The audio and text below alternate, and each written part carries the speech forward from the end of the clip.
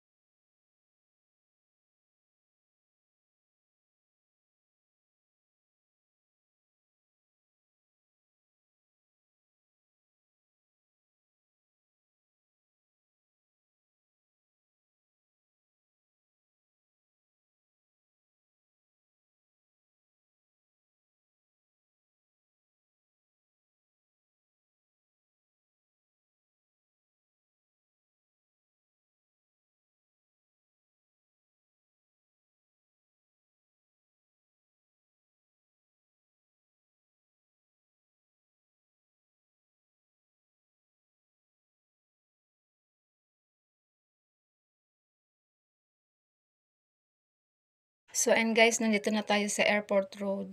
Ayan, malapit na tayong bumaba. So tara guys, samahan niyo kong tumawid dyan sa kabilang kalsada. Yan nga pala guys yung labas ng school ng anak ko.